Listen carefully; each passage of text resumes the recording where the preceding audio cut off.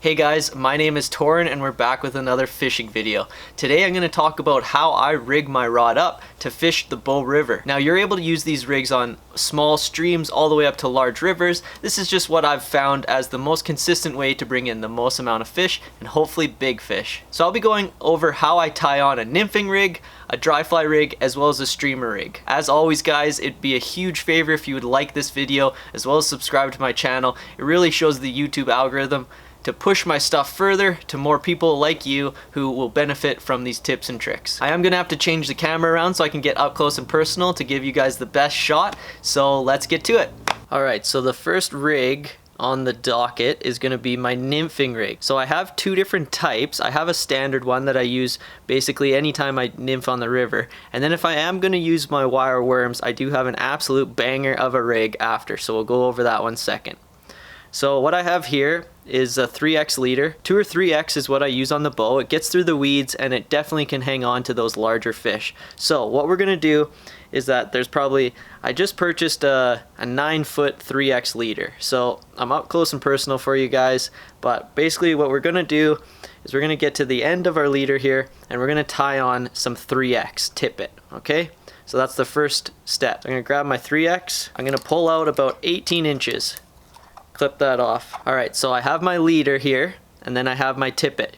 How I'm going to tie this on is I'm going to lay them opposite directions with a couple inches on each side of it. I'm going to do an overhand knot with both of them. I'm going to take both through there. So 1, 2, and I'm going to do a third for good measure. 3. Make sure it's lubricated, and then I'm going to pull that tight. Standard way to connect your leader to tippet, and then I'm going to snip those. Alright, so we have about a 9-foot leader, and then we have about a section of 1.5 foot of tippet. So what I'm going to do above this knot, and this is really important, above this knot is where I'm going to put the split shot. So in order to nymph on the bow, you need to get deep and you need to get it deep fast. So I use a split shot just to help this. So I'm going to take the split shot and put it just above the knot we just made. So now because it's above the knot, it won't be able to slide down any farther or any closer to the hooks. It's going to stay right there and it's not going to bother your line whatsoever. So then the split shot's on and that's perfect. Next, we're going to tie on our first nymph. So we have our split shot above that knot and about 1.5 foot, 2 feet down the tippet, we're going to tie on our first nymph. I like to use my larger nymph first, so I have a stonefly here, and I'm going to tie that on. Perfect. So we have our leader, 9-foot leader. We tied on about 2 feet of tippet. We have the split shot above the knot, and then we have our large fly here. Next, I'm going to get another piece of 3X tippet and tie it on to the bend of this hook. So I'm going to get another 1.5 foot, 2 foot section of 3X, and I'm going to tie it on to the bend of this first nymph. It's going to be the same knot. It's a little harder if there's legs on it. Perfect. So now we got the first nymph tied on the top with tippet as well as 3X tippet coming off the bend of the hook. Sometimes you want to go even smaller off the bend of the hook just in case that hook does get attached to something on the bottom. You don't want to lose your whole rig, so you'll be able to just pull that one off. So now we'll tie on the second hook, which is about 1.5 foot to 2 feet past. Now we're going to tie our smaller nymph on, and this is why you want to maybe go even smaller in tippet to about a 4X. Contrary to popular belief, tippet is actually used for the size of the hook, not necessarily for the size of the fish. So our first nymph rig is complete. This is absolutely deadly when I go and fish the Bow or any other river really. It just depends on the size of the tippet you're using and the size of the hooks. So what we have here is we have a leader, a 9-foot leader, 9-foot 3X leader. Then at the very end of it, I've tied on 3X tippet, but above the knot, I've put a little split shot. This will help it sink very quickly and pull those nymphs down. So about 18 inches past the split shot, I have my first nymph. This is where I just tied it into the eye of the hook, tied it on a standard clinch knot, and then I've also tied a 3X tippet onto the bend of the hook. So after that, I'm going to have another 2 feet or so to my second nymph. So this rig, as you guys can see here, it's hard to see, but we basically got another 3 feet on the end of our leader. This will help us decide how deep we want to go by putting our indicator on. So I just use a standard indicator like this, but because of the length, we now have about 12 to 13 feet that we can basically go if we need to. So I'll tie this indicator on, screw it down, and you're always wanting those nymphs to be on the bottom of the river. So basically, depending on where you're fishing will dictate how deep you'll put your indicator, whether it's up or down. Maybe you're only fishing 6 feet, maybe you need that whole 12 feet, so you'll go back out. So that's my first nymph rig to show you guys. This absolutely kills it on the bow. Anytime I go nymphing, this is the first thing I rig up, as it's the most consistent way to bring in fish. Now let's get to the absolute banger of a rig if I'm fishing worms. Alright guys, you've heard me talk about it before, but the most consistent way to bring fish in, especially on the Bow River, is to use that red wire worm. So I'll show you a different way to basically rig up your red wire worm in order to maximize the amount of fish you can catch using it. So instead of just tying basically the end of your leader right on to the hook eye of the worm, we're gonna do something a bit different. So in the last rig, I tied on some 3x tippet, and this was basically to make a knot in the line so I could put my split shot above, so I didn't have to wrap the line around the split shot and basically risk having the line break. So this one, the weight is actually gonna be on the end of the rig, not on the top. So what we're gonna do here is we're gonna do a very similar style of overhand knot here, but I'm gonna leave a lot of tag end from the leader. So hopefully you guys can see this. I'm gonna go really slow, but I'm gonna leave basically the leader tag end about, let's say, 5 inches or so. And then we're gonna do the same sort of overhand knot. So they're going different directions. Gonna make that circle. I'm gonna go 1, 2, 3. Now we're gonna lubricate it and pull that tight.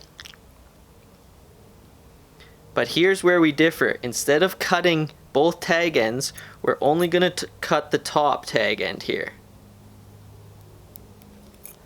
So now we basically have the tippet, which is a lot longer, it's about 2 feet, and we have this tag end. So this tag end is where we're gonna tie our worm on. So I got my red wire worm here, and we're gonna tie it onto the tag end of that leader. We're just gonna use a standard clinch knot. Alright, so we got our first worm on there. Now we're gonna go down the 3x tippet we put on, and we're gonna grab another piece of 3x tippet. Alright, so we cut another piece of 3x tippet, and we are going to do the exact same thing. We're gonna leave a huge tag end on the end of our current running line.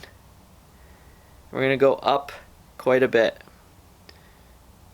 So we're then gonna go overhand knot, 1, and again, we're only gonna cut the top tag.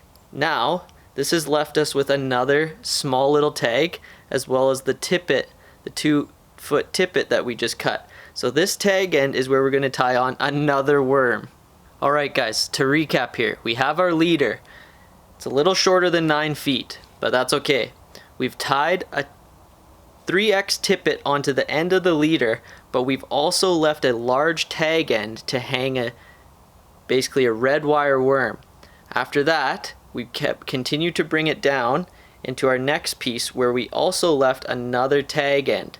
So as you can see here, if I can get it both in the camera shot here, we have 2 little tag ends that we left on purpose that are hanging these worms. At the very end, this is where we're gonna tie on our split shot. So we'll make a couple knots just so there's something for that split shot to hang on to. Then we're going to open it up, close it over that knot. Alright, so let's see if I can get this in the entire shot here. So, top of the leader, we have a tag end with 1 worm. Then we have about 2 feet where we have another tag end of the second worm, followed by on the very end, we have the split shot. So what this is going to do is the split shot's going to be what's bouncing along the bottom, and this is going to just twitch it's going to just twitch the worms to make them look like they're struggling. This will absolutely dominate, especially if you're floating down the Bow River, because these worms are just going to be dancing in the water column like this because the split shot is just bouncing off the bottom. This is a big insider secret that you guys will definitely be able to just murder out on the river. Hopefully it catches you a ton of fish. If it doesn't, you definitely need to contact me. Alright, so those were my nymphing rigs. Now we'll move on to a Dryfly rig as well as a streamer rig. Alright guys, so next I want to show you my Dryfly rig. Now, using an indicator definitely has its benefits. It's easy to see, it holds up a lot of heavy nymphs, and you can catch a lot of fish this way. If you're in a lot more delicate water or the fish are a lot more finicky, there's a different way to use an indicator, and what I'm going to show you is called basically the dry dropper or the hopper dropper.